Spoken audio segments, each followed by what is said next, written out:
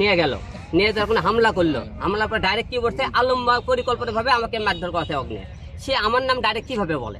আচ্ছা, রিয়ামণির কাছে যেদিন আমি রিয়ামণি যেদিন মনে করেন ম্যাক্সিমাম তার বাসায় যায় ইতিক নিয়ে, সেদিন রিয়ার কাছে আমাকে রিয়ার আমি কিন্তু বগরই, তার কাছে আমার দুইটা সেট ছিল। তাহলে কি হিসেবে সে বলে যে আমি তাকে ইতিকে পরিকল্পনাভাবে মারধর করে হামলা করাইছি? সে কথা কি হিসেবে বলে রাজীব? সে ম্যাক্সিমাম এবং আরেকটা কথা বলে, ম্যাক্সিমাম বলে যে রিয়ামণি নাকি একটা ফাউল করছে। সে কি ফাউল করতেছে? ফাউলের কি আমার প্রতিশোধ নিতে চাইতেছে?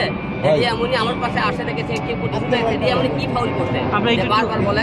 আচ্ছা রিয়ামণি, আপনি আসলে বলেন তো এখানে কি ম্যাক্সবির সাথে আমি বিগত দিনে চলাফেরা হয়েছে, কাজ করেছি।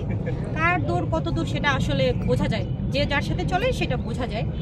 এখন আমার জানা মতে ওর এত বড় হিম্মত হবে না যে আলমের উপরে সে অ্যাটাক করবে, হ্যাঁ, বিকজ সে আর হিরো আলম সম্পূর্ণ আলাদা। আর যদিও তার এখতিয়ার হয়ে, তার যদি অত বড় সাহস হয়ে থাকে, তার অবশ্যই বিচার হবে। আর নেক্সটে তুমি কেমন করে বলো যে তুমি কেন মনে হলে বলো? আলম ভাই এখানে একটা প্রশ্ন রাখতে চাই। যেহেতু সে সাদা হুন্ড ছিল এবং সে সেনকে বলেছে যে আলম ভাই সে ক্ষতি করে, তুমি কেন এর কথা? আমি একটা কথা বলতে চাই, রিয়ামণি জোর গলে কিভাবে বলে যে তুমি কেন তার সাপোর্ট নিলা?